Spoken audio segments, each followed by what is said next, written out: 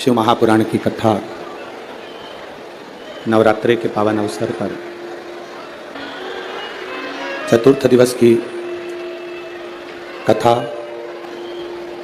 राम कथा मनुष्य को जीना सिखाती है। हमें जिंदगी कैसे जीना है, हमें जीवन कैसा जीना है, ये राम कथा सिखाती है। भागवत कथा हमारी मृत्यु कैसे हो, हमारा अंतिम का क्षण, हमारा आखिरी का क्षण कैसा हो, ये श्रीमद् भागवत कथा सिखाती है। और शिव महापुराण की कथा हम अपने जीवन को जीते जी, हम अपने जीवन को, अपने कार्य को करते हुए, अपने कर्म को करते हुए भगवान की अविरल भक्ति को कैसे प्राप्त कर सकते हैं, ये शिव महापुराण की कथा सिखाती है। कथा के पंडाल में पहुंच जाना एक अलग विषय है। कथा के पंडाल में पहुंच गए एक अलग विषय, पर कथा के पंडाल में पहुंचकर कथा का रस तत्व अपने जिंदगी में उतारना, ये एक अलग विषय। अगर आमदार श्री मोहन गोपालराव जी मते और उनकी मित्र मंडली अगर ये कथा करवा रही है,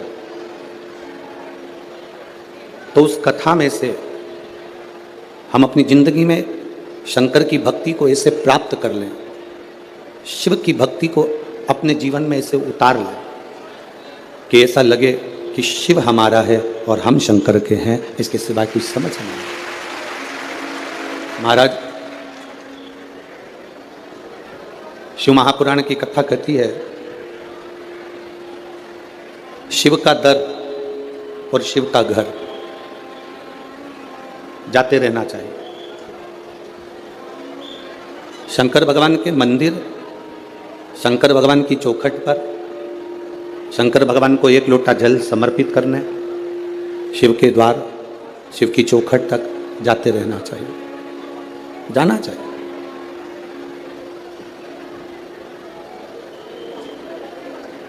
सारे घर द्वार जब छूट जाते हैं, अंत समय में जब हमारा घर परिवार, दरवाजा, द्वार सब छूट जाता, तब उस समय पर इस शरीर में से प्राण भी छूट जाते हैं, इस शरीर में से प्राण भी निकल जाते हैं। अकेला शरीर, ये बॉडी, ये शरीर पड़ा रहता है। फिर इस शरीर को शंकर के दरवाजे तक लोग लेकर जाते हैं, शिव के द्वार तक लेकर जाते हैं। सबका दरवाजा बंद हो सकता है,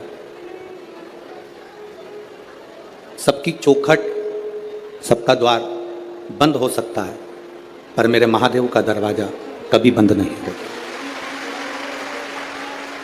मेरे शिव का द्वार, मेरे शंकर की चौखट कभी बंद नहीं। जैसे मौत का कोई समय नहीं होता, मृत्यु का कोई समय नहीं होता, शिव महापुराण की कथा कहती है वैसा ही भगवान शंकर की भक्ति का कोई समय नहीं होता। जब तुम्हारा मन करे तब शंकर की आराधना करो। तेरी कृपा बिना ना हिले एक भी अणु, लेते हैं स्वास्थ्य तेरी कृपा से तनो तनो। हे गंगाधार मुक्ति द्वार ओंकार तू, भोले ओंकार तू, आयो शरण तिहारी शंभु तार तार तू। बखान क्या करूं मैं राखों के ढेर का, चपटी भगोत में खजाना कुबेर का। शिव कथा कहती है सबके दरवाजे, सबके द्वार बंद हो सकते हैं, सबकी चौखट बंद हो सकती है, सबका द्वार बंद हो सकता है, पर मेरे महादेव का दरवाजा कभी बंद नहीं होता। मेरे शंकर की चौखट कभी बंद नहीं होती, मेरे शिव का द्वार कभी बंद नहीं होता। बैकुंठ में दरवाजा है, ब्रह्मलोक में दरवाजा है, इंद्रलोक में दरवाजा है, पितृलोक में दरवाजा है। पर कभी किसी ने सुना कि कैलाश पर दरवाजा है? कैलाश पर दरवाजा है क्या? नहीं, कठिन। शंकर के दरवाजा नहीं, कैलाश पर कोई द्वार नहीं है, कैलाश पर कोई दरवाजा नहीं है। किसी ने महाकाल बाबा से पूछा, देवादिदेव महादेव से पूछा कि बैकुंठ में दरवाजा लगा हुआ है, इंद्रलोक में दरवाजा लगा है, ब्रह्मलोक में दरवाजा लगा है, केवल एक कैलाश ऐसा है जहां पर दरवाजा नहीं लगा है। आप भी अपना दरवाजा क्यों नहीं लगवा लेते? आप भी द्वार क्यों नहीं लगवा लेते? भगवान शंकर ने कहा, माता और पिता एक ऐसे होते हैं जो कभी भी दरवाजा लगाकर नहीं सोते हैं। बुजुर्ग माता पिता अपना दरवाजा खोल कर सोते हैं कि कौन से बेटे को, कौन सी बहू को, कौन से पोते को, कौन सी बेटी को, किसको हमारी कब जरूरत पड़ जाए तो हमारा दरवाजा खुला के खुला रहे। ये द्वार बंद ना किया जाए।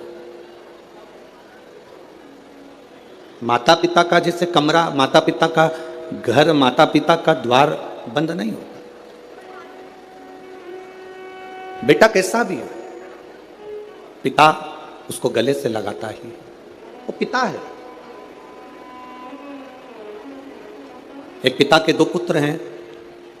एक पुत्र ने कहा कि पिताजी मुझे तुम्हारे साथ में नहीं रहना है, मुझे मेरी जायदाद का हिस्सा दे दो।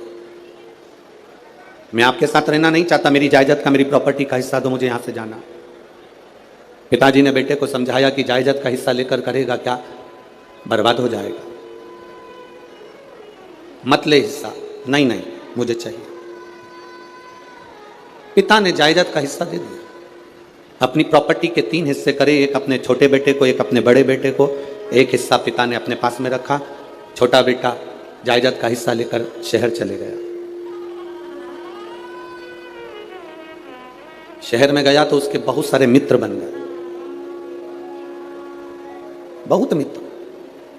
धीरे धीरे उस मित्र ने, उन मित्रों ने मित्र का सारा धन हड़प कर उसको कंगाल कर दिया। आखिरी में वो रोने लगा कि मैं जाऊं तो जाऊं कहां, कहां जाऊं मैं।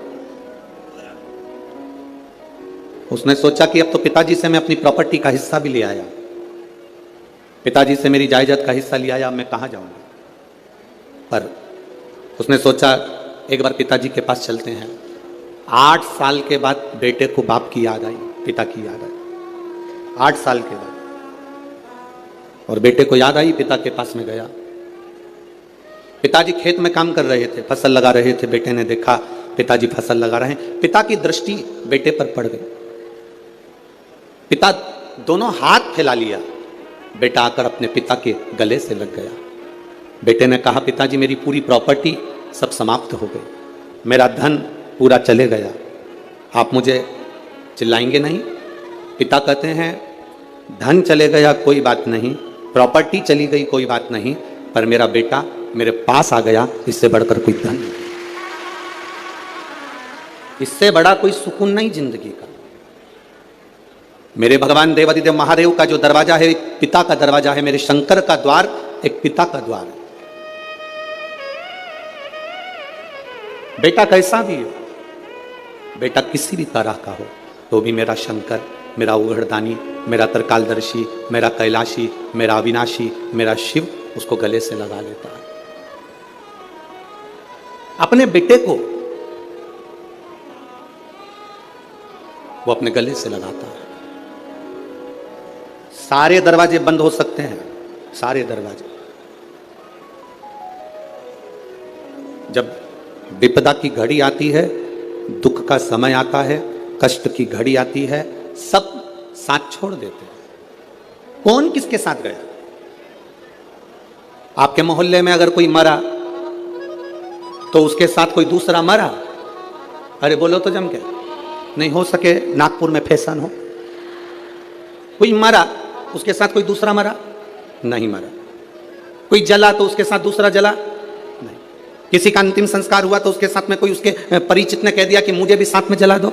नहीं, किसी के साथ कोई नहीं जाता। शमशान क्या है? दक्ष प्रजापति ने भगवान शंकर को श्राप दिया था कि मैं तुझे श्राप देता हूं कि तू शमशान में निवास करेगा। शमशान मेरे शंकर का घर है, वहां व्यक्ति देवादिदेव महादेव के पास में जाता है।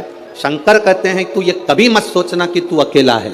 जन्म हुआ, गर्भ में भी मैं था, इसलिए लोग कहते हैं कि अंदर पिंड जैसा बच्चा, पिंड मतलब पिंडी, पिंडी मतलब शिव। जन्म हुआ तब भी शिव था, तभी भी शिव।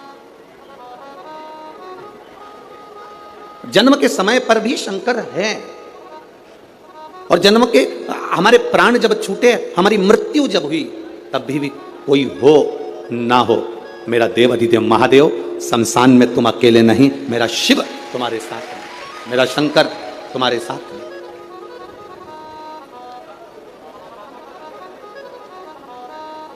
संसार में दो चीजें दो लोगों से नहीं पूछी जाती है।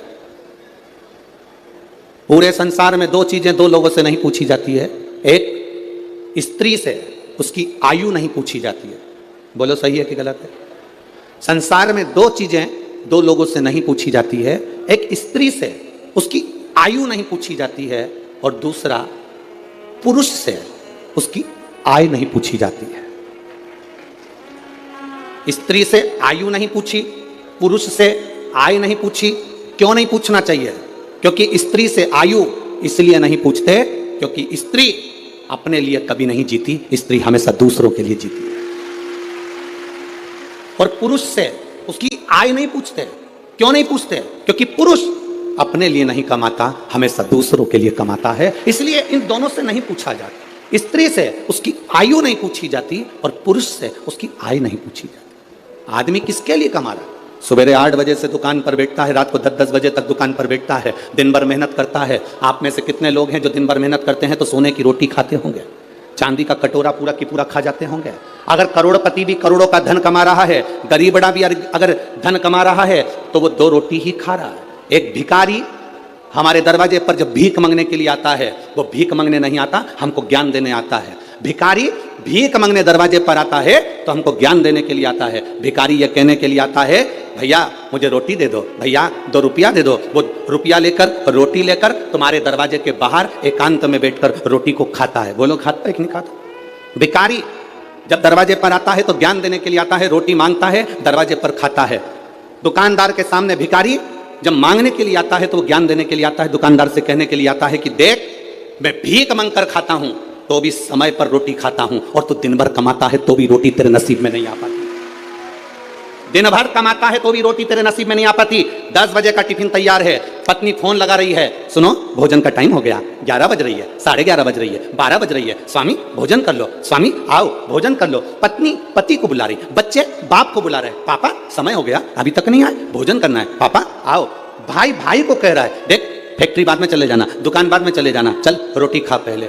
पत्नी रोटी के लिए बुला रही, बच्चे रोटी के लिए बुला रहे, पर अभी बस 2 ग्राहक और कर लूं इसके बाद आता हूं, 2 फाइल और निपटा लूं इसके बाद आता हूं, 2 काम और कर लूं इसके बाद आता हूं। और हम जिस रोटी के लिए कमा रहे हैं, जिस रोटी के लिए मेहनत कर रहे हैं, जिस रोटी के लिए हम 24 घंटे लगे हैं, मालूम पड़ा वो रोटी धीरे धीरे छूटती चली गई। 10 बजे रोटी खाने वाला 12 बजे खा रहा है, 12 बजे वाला 1:30 बजे खा रहा है। फिर बीमारी हो गई शुगर की, बीमारी हो गई बीपी की। कभी डॉक्टर तुम्हारा परिचित हो तो उससे पूछना कि बीपी और शुगर कैसे होते हैं। समय पर जो भोजन नहीं करता उसको बीपी और शुगर की बीमारी होती चली जाती है। समय पर जो अपनी जिंदगी को नहीं जीता उसको बीमारियां बढ़ती चली जाती है।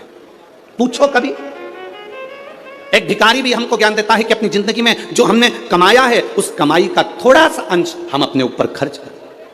हम कमाई का अंश, इस व्यासपीठ से कभी नहीं कहा आपसे कि आप अपने धन को किसी को दे दो, आप अपने धन को किसी को दान कर दो। हम कभी नहीं कहते इस व्यासपीठ से कि तुम तुम्हारी संपदा उठाकर किसी को दिया ना या किसी को दान करिए आना। हम इतना जरूर कहते हैं कि तुमने जो कमाया है, तुम जो कमा रहे हो उसको अपने ऊपर खर्च जरूर करना, जिससे लगे कि तुमने मेहनत कर कर कमाया तो अपने ऊपर खर्च किया। खर्च किया तुमने। स्त्री से कभी आयु नहीं पूछी जाती, पुरुष से कभी आय नहीं पूछी जाती, क्योंकि स्त्री कभी अपने लिए जिंदगी नहीं जीती। जीती है तो पहले माँ बाप के लिए, माता पिता ब्याह कर कर भेज देते हैं तो पति के लिए, पति के बाद में जब बच्चे आ जाते हैं तो बच्चों के लिए, फिर जीती है तो अपना पोता पोती नाती पंती के लिए। पूरी जिंदगी स्त्री अपने शरीर को अगर संभाल कर रखती है तो दूसरों के लिए रखती है कि मेरे बच्चे सुखी रह लें, मेरा परिवार सुखी रह ले, मेरा परिवार सुखी रहे, मेरे बच्चे सुखी रहें, मेरा कुटुंब सुखी रहे, मेरे रिश्ते सुखी रहें। स्त्री से आयु नहीं पूछी जाती, पुरुष से आयु नहीं पूछी जाती।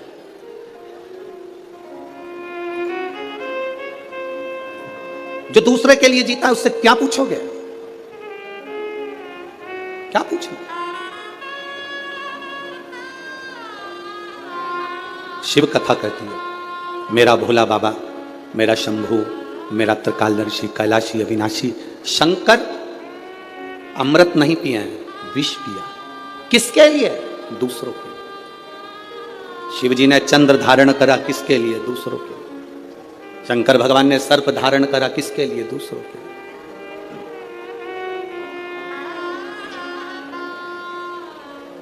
सर्वे भवन्तु सुखी। अपने लिए क्या रखा, क्या रखा? पार्वती जी ने पूछ लिया था भोलेनाथ जी से, बाबा आप सारी दुनिया को देते हो, अपने पास कुछ नहीं रखते हो, क्यों नहीं रखते? शिव जी कहते हैं, पार्वती मुझे रखने की जरूरत नहीं है, मैंने जिसको दिया है अगर वो उसका सही उपयोग करेगा तो उसका एक अंश मेरे पास आएगा। अगर उसने सही उपयोग करा तो उसका एक अंश मेरे पास में आएगा, मेरे करीब में पहुंचेगा। अगर वो सही उपयोग कर रहा है तो। नयन दिए मेरे धर्म बाबा ने दर्शन करने के लिए, इन नेत्रों से हम दिन भर अपने मोबाइल को, अपनी टीवी को देखते रहते हैं। श्रवण दिए भगवान ने कथा को सुनने के लिए, हम इससे कथा श्रवण नहीं कर पाते। मुख दिया मेरे दातार ने भजन करने के लिए, हम भजन नहीं कर पाते। पांव दिए मंदिर तक जाने के लिए, हम जा नहीं पाते। हाथ दिए जनमानस की सेवा के लिए, हम सेवा नहीं कर पाते। शरीर का प्रयोग करा कहाँ? मुख का प्रयोग करा मदिरा पीने में, शराब के नशे में, गंदे नाली के पानी में। कान का प्रयोग करा निंदा और चुगली और गाली सुनने में। नेत्रों का प्रयोग करा गंदी चीजें देखने में। पांव का प्रयोग करा गंदी जगह जाने में। हाथ का प्रयोग करा गंदी वस्तुओं को छूने में। हमने प्रयोग करा क्या? हम ले क्या पाए भगवान शिव से? शंकर के मंदिर जाना, जल का पात्र लेकर जाना, वहां से खाली पात्र लेकर मत आना। आपको पहले भी कथा में कहा, बोला था कि नहीं बोला था? शिव जी पे चढ़े हुए जल को थोड़ा सा झेल कर कलश में डालकर जरूर लेकर आना, उसका आचमन करना, घर में छींटना। शंकर के पास जाना तो कभी खाली वापिस मत आना। शिव कथा कहती है, अगर आप जल चढ़ाने नहीं भी गए, बिना लोटे के, बिना जल के, बिना बेलपत्र के, बिना धतूरे के, बिना शमी पत्र के, बिना चावल के दाने के भी आप शंकर के पास अगर पहुंच गए हो तो शंकर आपको कभी खाली नहीं भेजता, वो झोली भर कर ही भेजता। शिव भक्ति होती ही ऐसी है। शंकर भगवान की अविरल भक्ति का फल ही यही है। शंभु शरणे पड़ी मांगू घड़ी रे, दुख काटो दया करी शिव कथा कहती है, भगवान की शरणागति के करीब में जब हम जाएं तो हम भगवान से कुछ मांगे चाहे ना मांगे, वो दिल से देता जरूर है, दिल से देता। आप लोगों से एक बात पूछूं क्या? जवाब दोगे? अरे बोलो तेरे नागपुर वालों, पक्का? ठीक है। तुम्हारी आर्थिक स्थिति ठीक है, तुम्हारी आर्थिक स्थिति ठीक हो और मानसिक स्थिति ठीक नहीं हो तो आर्थिक स्थिति का कोई कारण, कोई अच्छा फल होगा क्या? जम के तो बोलो जरा। और अगर तुम्हारी आर्थिक स्थिति ठीक नहीं हो, तुम्हारे पास में धन नहीं हो, ज्यादा गाड़ी बंगला नहीं हो, और तुम्हारी मानसिक स्थिति ठीक हो, तो उसका फल होगा कि नहीं होगा? होगा ना। उसका फल यही नागपुर की कथा, आज चतुर्थ दिवस की कथा प्रत्येक मानव के जीवन में जाना चाहिए।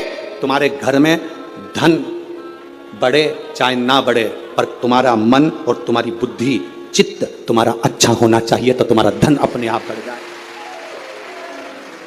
आर्थिक स्थिति ठीक हो और मानसिक स्थिति ठीक नहीं हो तो धन का क्या करोगे? पैसा क्या खाओगे कि डनलप के गद्दे को छाती पे धर के ले जाओगे? क्या करोगे उस धन का? आर्थिक स्थिति से ज्यादा जरूरी है मानसिक स्थिति ठीक होना। मन ठीक नहीं, दिमाग ठीक नहीं है, बुद्धि ठीक नहीं है, चित्त ठीक नहीं है, तो करोड़ों का धन अलमारी में भरा रहे तो उसका मतलब क्या मतलब? सारे देवताओं में 33 कोटि देवी देवताओं में सारे देवताओं की आर्थिक स्थिति बिल्कुल ठीक है, करोड़ों का धन है, संपदा है, सुख है, वैभव है,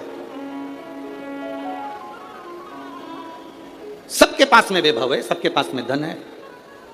पर मेरे बाबा के पास में आर्थिक स्थिति भी ठीक है और मानसिक स्थिति भी ठीक है। वो दुनिया के मन को अपने कंट्रोल में रखते हैं।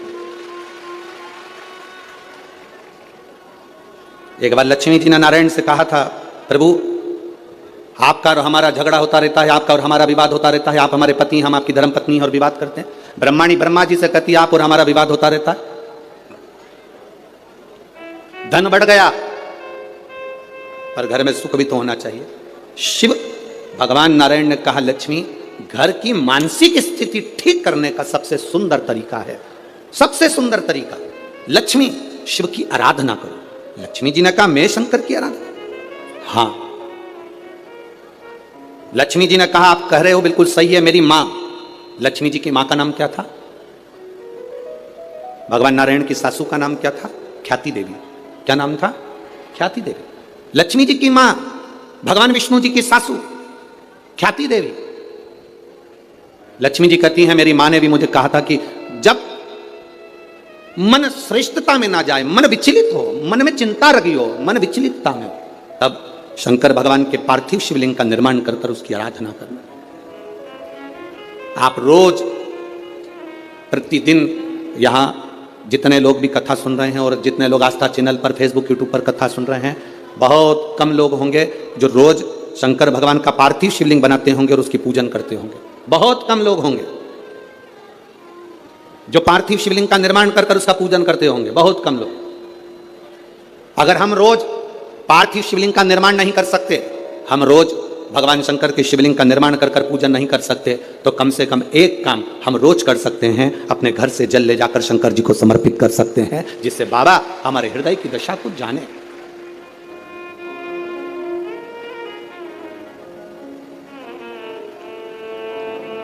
आज का जीवन कैसा हो गया? आज का जीवन है कैसा? जैसे सरकारी स्कूल का टीचर, सरकारी स्कूल में नौकरी करने वाला, सरकारी स्कूल में पढ़ाने वाला टीचर अपने बच्चे को पढ़ाता है प्राइवेट स्कूल में और कामना करता है भोलेनाथ जी से कि मेरे बेटे की नौकरी सरकारी स्कूल में लग जाए। जरा विचार करना, सरकारी स्कूल का टीचर अपने बच्चे को पढ़ाता है प्राइवेट स्कूल में और नौकरी लगवाना चाहता है, बोलो जम के बोलो जरा, सरकारी स्कूल में। हमारी बात दुनिया के लोगों को बहुत बुरी लगती है महाराज, बाद में कहते हैं सियोर वाले महाराज को बोलने का तरीका नहीं है। तो तुम जिस दिन तरीके पे आ जाओगे तो हम भी तरीके से बोलना प्रारंभ कर देंगे, उसमें क्या दिक्कत है, उसमें क्या टेंशन? सरकारी स्कूल में पढ़ाने वाला टीचर, सरकारी स्कूल का प्रिंसिपल, सरकारी स्कूल में पढ़ाने वाला टीचर अपने बच्चे को पढ़ाता है प्राइवेट स्कूल में और बेटे की नौकरी लगवाना चाहता है सरकारी स्कूल में। कारण उसको स्कूल की पढ़ाई का अंदाजा है, उसको स्कूल की कमाई का भी अंदाजा है, इसलिए वो नौकरी सरकारी चाहता है। अगर तू अपने बेटे को सरकारी नौकरी चाहता है तो अपने बेटे को सरकारी स्कूल में पढ़ाना भी चाहिए, पढ़ाना भी चाहिए। जब तुम अपने बच्चे को सरकारी स्कूल में पढ़ाओगे तो तुम्हें मालूम पड़ेगा कि हमें किस तरह से बच्चे को पढ़ाना है, हमें कितना ज्ञान देना है, कितनी प्रबलता देना है, कितनी विद्वत्ता देना है। एक साइंटिस्ट पहले अपने साइंटिस्ट बनने वाला पहले धीरे धीरे धीरे धीरे प्रैक्टिकल कर करके तब जाकर साइंटिस्ट बनता है। आप भी जब अपने ऊपर अमल करोगे तब मालूम पड़ेगा कि जिंदगी की दौड़ में हमें कितने आगे निकलना है, कितने पीछे हम जा रहे हैं।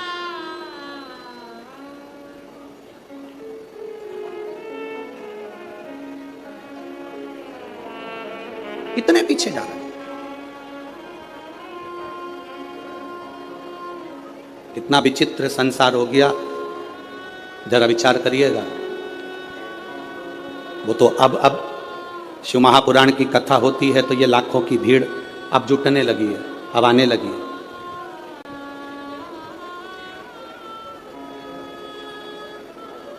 बहुत कठिन है महाराज, बहुत कठिन। भक्ति में मन लगाना, भगवान की भक्ति में जुड़ना, अपने आप को शिव तत्व की ओर लेकर जाना बहुत कठिन है। अपने भीतर से शंकर की ओर जाना। आप में से कई माताएं बैठी हैं जो बात बात में कह रही थी घुटने काम नहीं कर रहे। अरे बोलो तो सही है कि गलत है? जीजियों है, नागपुर की जीजियों, सही है। माता कहती है घुटने काम नहीं कर रहा। कोई कोई के मेरा हाथ काम नहीं कर रहा, कोई के मेरा कमर काम नहीं कर रही। आज तक एक भी ऐसी नहीं मिली जो कह दे मेरा दिल काम नहीं कर रहा, मेरा मन काम नहीं कर रहा। दिल काम कर रहा है तभी तो लगी रहती है।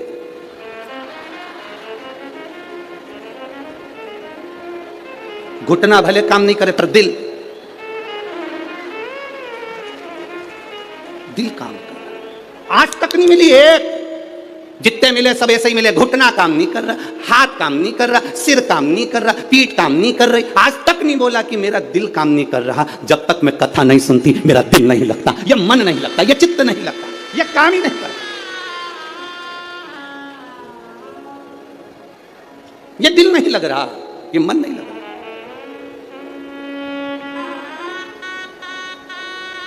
कैसे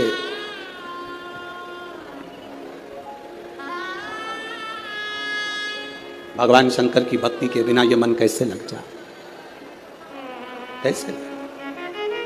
अरे खानो नहीं भावे मने, पीनो नहीं भावे, दौड़ दौड़ मन सत्संग जावे। और मैं तो शिव की दीवानी ऐसी हो गई रे, सपनों में आवे मारे डमरू वाला। मेरे स्वप्न में मेरा डमरू वाला मुझे दिख रहा। जब दिल बिना कथा के नहीं रहता, कथा नहीं भी होती है तो लोगों को कानों में भी ऐसा लगता है कि सियोर वाला महाराज कहीं कथा बाच रहा है। किसी किसी को होता है जिसके कानों में कथा सुनने की आदत हो जाती है, जब टीवी पर भी नहीं आती तो कथा लगती है। आपके साथ भी हुआ होगा, कभी किसी गली में से निकल रहे होगे तो आपको लगा होगा ऐसा लग रहा है कथा चल रही है। जिसको ऐसा लगे कि मुझे ऐसा लग रहा है कि कथा चल रही है, गली में से निकल कर जा रहे हो, आवाज आ गई, ट्रेन में सफर कर रहे हो, बस में सफर कर रहे हो, तुम्हें आवाज आ गई, तुम्हें ऐसा लगे कि कथा चल रही है, समझ लेना तुम्हारा दिल भोलेनाथ से लग गया। अब मानता नहीं है, ये चित्त लगता ही नहीं, शिव में समाहित हो। बोल बम का नारा है, शिव में हमारा चित्त लग गया, शंकर में हमारा मन लग गया, ये हृदय लग गया और उसी से लगना।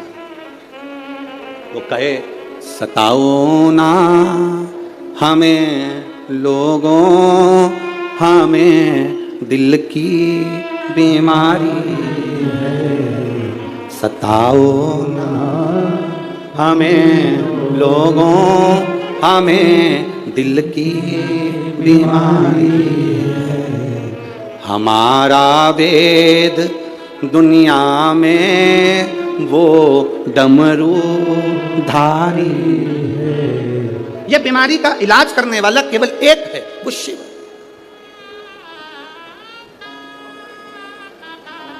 अभी इससे पहले जो कथा हुई थी छत्तीसगढ़ की, सुनी थी? अरे बोलो तो। हमने उसमें कहा था दर्जी शर्ट में जेब लगाता है तो वो राइट में नहीं लगाता, वो लेफ्ट में लगाता है। कहां लगाता है? लेफ्ट में। दर्जी शर्ट में जेब, टी शर्ट में जेब सीधे हाथ में नहीं लगाता। कुर्ते में जेब दर्जी अपने सीधे हाथ पर नहीं लगाता। दर्जी अगर जेब लगाता है तो उल्टे हाथ पर लगाता है, क्योंकि दर्जी को मालूम है दिल यहीं पर होता है। ऊपर जेब लगाऊंगा, कभी मंदिर गया बेलपत्र लाएगा ना तो ऊपर की जेब में रख लेगा। ये बेलपत्र नहीं, शंकर दिल के करीब होना चाहिए, हृदय के करीब होना चाहिए। ये शिव दिल के करीब हो, हमारे हृदय के करीब हो हमारा शंकर, हमारा ओ घड़ी दयालु दातार नजदीक हो हमारे। अभी कई लोग, अभी कल कथा यहाँ पर सवेरे, आज की कथा तो ये 2 से 5 है, कल टीवी पर भी 2 से 5 आएगी, पर यहाँ पंडाल में जो कथा रहेगी वो सवेरे 8 बजे से 11 बजे तक रहेगी। अब जो अहमदाबाद की कथा थी वो परमिशन ना मिलने के कारण बस कैंसिल हो गई, तो कथा होगी 3 नवंबर से 9 नवंबर तक ब्रज में, कोसी कला में, मथुरा में 2 बजे से 5 बजे तक। अब बीच में जो समय है, तो कई माताओं ने विचार करा, अच्छा हुआ हमारी कथा आती थी तो हमारा मन नहीं लगता था काम में, अब बीच में जो समय मिल गया हम इसमें सफाई कर लेंगे। अब दिवाली की सफाई कर, अब बीच में जो समय मिला है सफाई करने का मिला। बस आपसे निवेदन है, जैसे घर की सफाई करोगे तो लक्ष्मी आएगी, दिल की सफाई रखना तो महादेव जल्दी से प्रवेश करेगा। ठीक है, वो प्रवेश कर गए, रीझता है वो।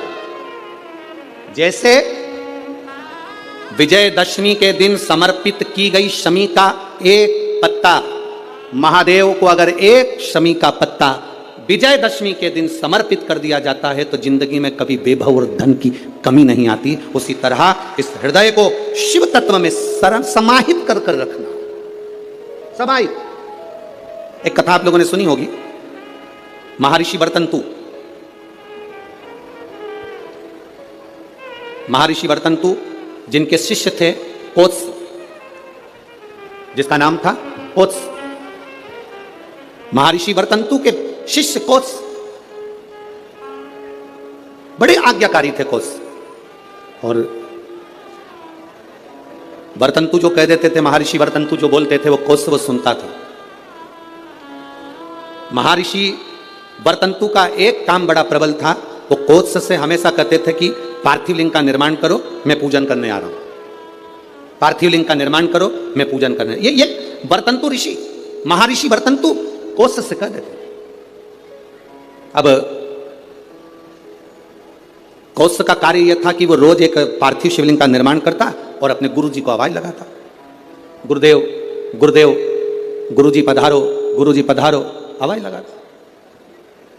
वर्तंतु महर्षि आते और पूजन करने बैठ जाते।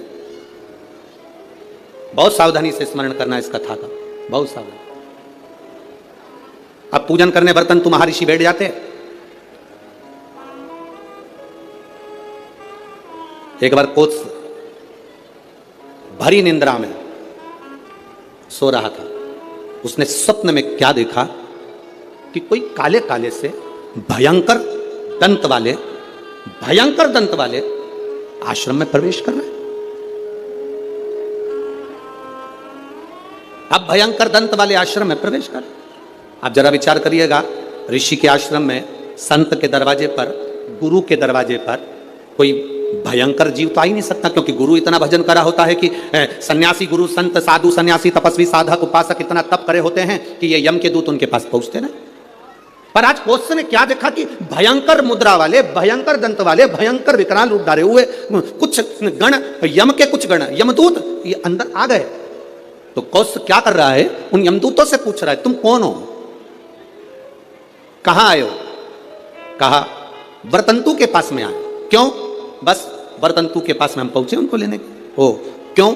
उनको लेने के लिए तो बैकुंठ से पार्षद आना थे, उनको लेने के लिए तो बैकुंठ से विमान आना था, तो तुम उनको लेने कैसे पहुंच गए? उन्होंने तो शंकर की आराधना करी है, उन्होंने तो शिव की आराधना करी है। यमदूतों ने बड़ी सुंदर बात कही, वो आपकी भी बुद्धि में बैठना चाहिए। यहां जितने लोग कथा सुन रहे हो, जितने आस्था चैनल पर, फेसबुक पे सुन रहे हैं, आपकी बुद्धि में कोत्स की और वर्तंतु की चरित्र आपके जीवन में उतरना चाहिए। इन्होंने तो शंकर की आराधना करी है, शिव की भक्ति करी है। यमदूत कहते हैं हम इनको शंकर के दरवाजे तक लेकर जाएंगे, आधा समय ये शिव के द्वार पर रहेंगे और आधा समय हमारे साथ में रहेंगे। कारण क्यों? कहा ऋषिवर, गुरुवर जब पूजन करने बैठते थे तो आधा कार्य वो अपने शिष्य से करवा लेते थे। बेटा फूल लेके आना, बेटा आसन बिछाना, बेटा ये सामान लेकर आना, बेटा वो सामान लेकर आना। एक स्त्री, एक पुरुष, स्वयं आप अगर ठाकुर जी से सेवा करने बैठे हो, भगवान से लाड लड़ाने बैठे हो, भगवान की पूजन करने बैठे हो, भगवान की आराधना करने बैठे हो, तो अपनी पूजन की थाली स्वयं लगाइए। पशुपति व्रत करने वाली माताएं ध्यान रखेंगी इस बात के लिए। पशुपति व्रत की नियम, पशुपति व्रत करने वाली माताओं का नियम क्या है? कई माता कहती है हमने 2 बार व्रत कर लिया, भगवान हमारी नहीं सुना, हमने ये कर लिया, भगवान हमारी नहीं सुना। आप आए नहीं, सुबह हो गई, मेरी पूजा की थाली धरी की धरी रह गई। क्यों? उसका कारण क्या था? मतलब मेरी पूजा में कोई ना कोई कमी निश्चित। आपने पशुपति व्रत करा, भगवान क्यों ना सुने? क्यों नहीं सुने? कारण क्या है? थाली पूजन की लगा रहे हो, देवरानी का व्रत है, जेठानी सामान निकाल के दे रही है, देवरानी का व्रत है, जेठानी आटा सेक रही है सीरा बनाने के लिए, हलवा बनाने के लिए, जेठानी का व्रत है, देवरानी दूध में उकाल कर खीर बना रही है। व्रत तुम्हारा, साधना तुम्हारी, मांग तुम रहे हो। शिव महापुराण की कथा कहती है, हिचकी चली, क्या बोलते हैं, हिचकी की डुचकी है, हिचकी। अब तुमको चल रही हिचकी, तुम अपनी पड़ोसन से, जेठानी से कह दे मेरे बत्तल का हिचकी ले ले, ले हिचकी लेगी जेठानी? सिर तुम्हारा दुख रहा, गोली निकाल कर जेठानी को दे दो, खा ले। वो पूछे क्यों? मेरा सिर दुख रहा है। हो सकता है? जम के बोलो। छींक तुम्हें आ रही, छींक तुम्हें आ रही, और तुम अपनी देवरानी से कहो छींक छींक जल्दी छींक। हो सकता है? नहीं। छींक तुम्हारी है, तुमको छींकना पड़ेगी। खांसी तुम्हारी है, तुम्हें खांसना पड़ेगा। शरीर में कष्ट तुम्हारे है, दवाई तुम्हें खाना पड़ेगी। उसी तरह व्रत तुम्हारा है, तैयारी तुम्हें करना पड़ेगी। गलती हम करते हैं। पशुपति व्रत का व्रत मैंने करा, मम्मी से कह के चली गई, मम्मी मेरा पशुपति व्रत है, मैंने शादी के लिए करूंगी या बच्चों के लिए करूंगी या इसके लिए करूंगी या उसके लिए करूंगी। मम्मी ने पूरी थाली लगा के दे दी, मेरी बेटी व्रत कर रही है, मेरी बेटी। मम्मी ने पूरी थाली लगा के दे दी, प्रसाद बना के दे दिया। बेटी ने 3 बार पशुपति व्रत कर लिया और काम नहीं हुआ। बेटी बाद में कहे कि हमने भी व्रत करा था, हुआ नहीं। उस कारण को समझना। क्या तूने तैयारी करी? तू तो केवल एक सिर की उतार रही है कि महाराज बोला है तो व्रत करना है, तो मेरा काम हो जाएगा। पर विचार कर, थाली लगाती तो तेरे अंदर भाव जागता कि मैं महादेव की पूजन की तैयारी कर रही हूँ, चावल रख रही हूँ, बेलपत्र रख रही हूँ, पुष्प रख रही हूँ। एक एक चीज में महादेव जुड़ता तेरे दिल से। मैं महादेव के लिए हलवा बना रही हूँ, मैं महादेव के लिए सीरा बना रही हूँ, मैं महादेव के लिए खीर बना रही हूँ, मैं महादेव के लिए ये कर रही हूँ। हर शब्द में तेरा महादेव जुड़ता, तो पशुपति व्रत का पुण्य भी 2 व्रत होते और तीसरे में प्राप्त हो जाता। ये नियम है शिव महापुराण। एक पत्र आया है, देखिए, एक पत्र इतने सारे भेज दिए।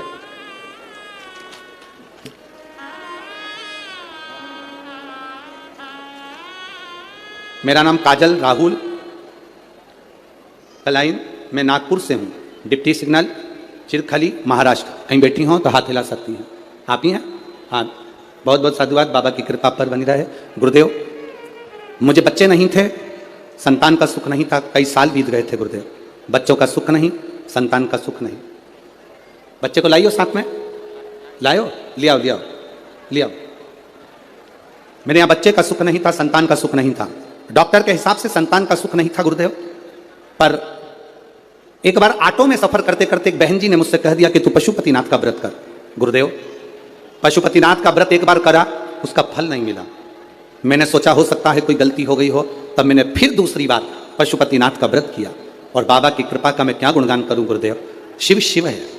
26 जून को मेरा गर्भ ठहर गया और बाबा की कृपा से बाबा ने ऐसी करुणा करी, ऐसी दया करी गुरुदेव कि 12/2/2023 को मेरे घर में संतान की प्राप्ति हो गई। मैं बाबा को यहाँ नमन करने आया।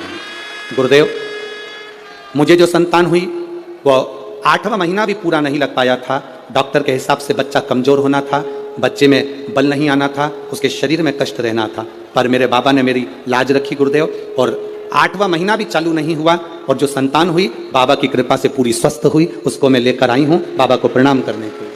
यह शिव तत्व है, ओ घड़ी दयाल। और तेरी कृपा बिना न हिले एक भी लेते हैं श्वास, तेरी कृपा से। शिव तत्व की प्राप्ति, आपका विश्वास। आप पशुपति व्रत कर रहे हो, आप हरतालिका तीज का व्रत कर रहे हो, आप चतुर्थी का व्रत कर रहे हो, आप पंचमी का व्रत कर रहे हो, आप नवरात्रि का व्रत कर रहे हो। आप जिस व्रत को आप कर रहे हो, चाहे पुरुष करे, चाहे स्त्री करे, चाहे नारी करे, चाहे बच्चे करे, चाहे कन्या करे, चाहे बेटी करे, जो करे, उस व्रत में, उस व्रत की मूलता में आपका समर्पण होना चाहिए। उस व्रत की मूलता में आपका समर्पण।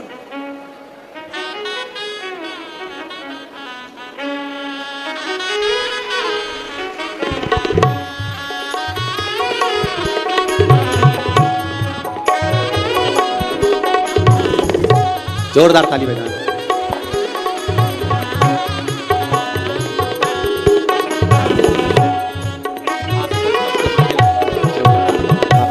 शंभू, अरे लुटा दिया भंडार, काशी वाले कर दिया माला काशी वाले।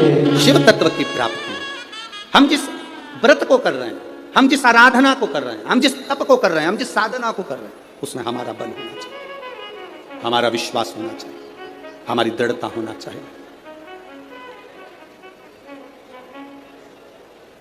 अपना विश्वास प्रबल रखिए, और जब विश्वास प्रबल होगा शिव मिलेगा। शिव प्राप्त होंगे ये निश्चित है, क्योंकि शंकर बड़े दयालु हैं, बड़े दयालु हैं। शिव जैसा दयालु संसार में कोई नहीं है।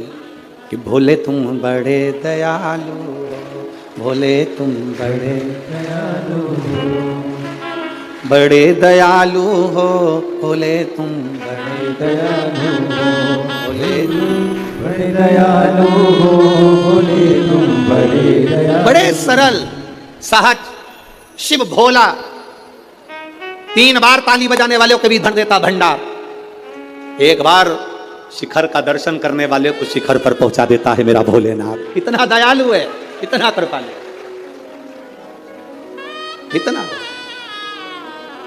शिव तुम बड़े दयालु हो, भोले तुम बड़े दयालु हो, बड़े दयालु हो, भोले तुम बड़े दयालु हो, भोले तुम बड़े दयालु हो, भोले तुम बड़े दयालु हो, भोले तुम बड़े दयालु हो। हर हर महादेव।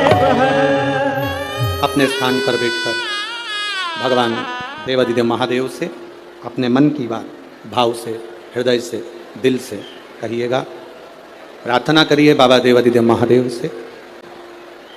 जहां जगह मिले वहां बैठकर भाव के साथ में बोलिए। आज कथा का चतुर्थ दिवस है, कल कथा का विराम दिवस रहेगा।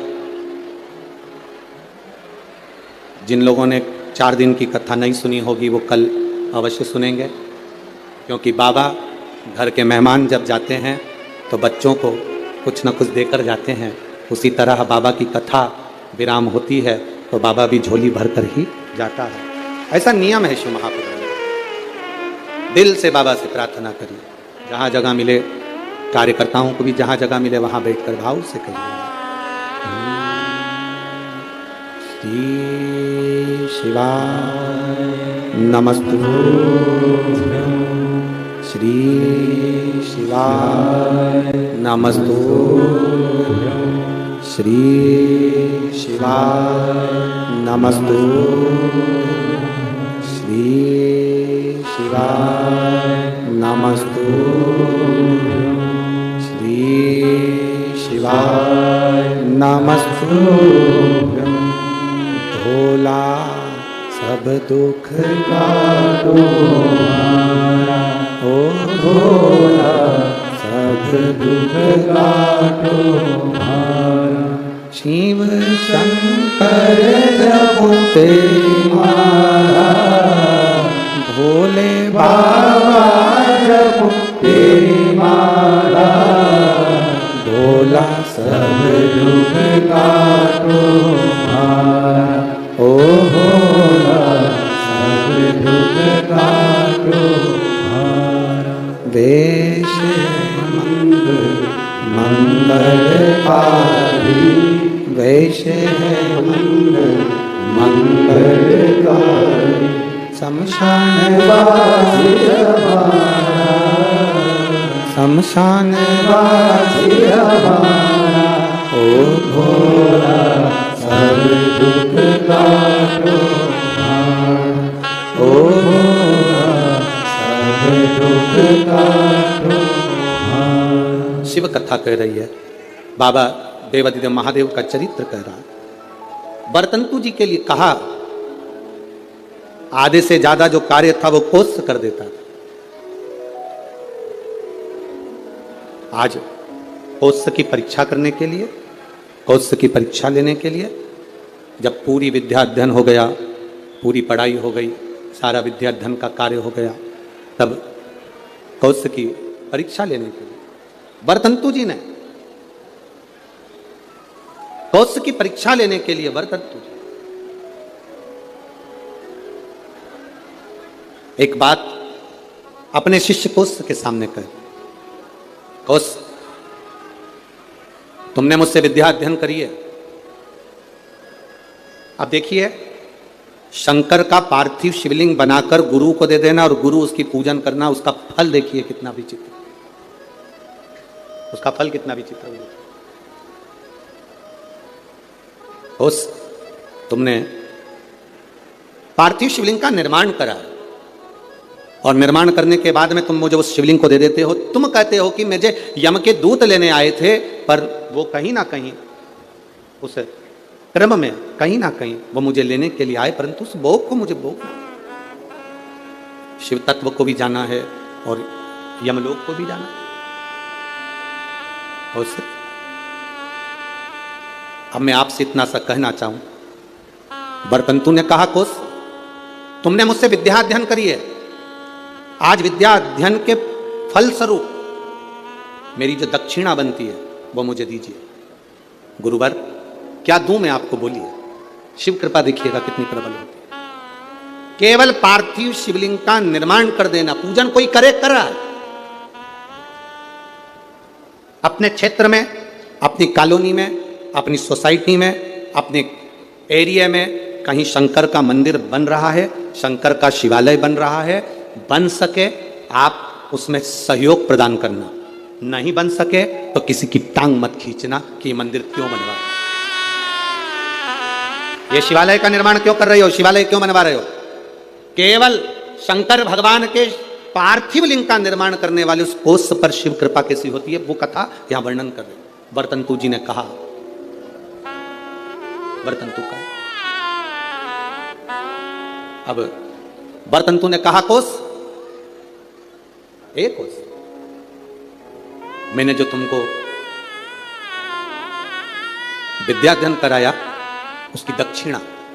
कोस ने कहा, गुरुवर ये पूरा जीवन आपके लिए है, ये पूरी जिंदगी आपके लिए, आप बताइए क्या दे सकता हूं, क्या प्रदान करूं मैं, आप बोलिए।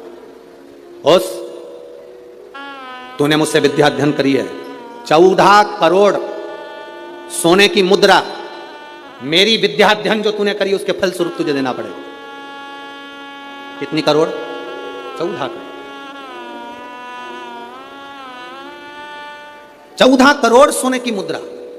होश की आंखों में जल भर गया, गुरुदेव मेरे पास तो इतना धन नहीं है, मैं 14 करोड़ आपको सोने की मुद्रा कैसे दे सकता हूं। फिर भी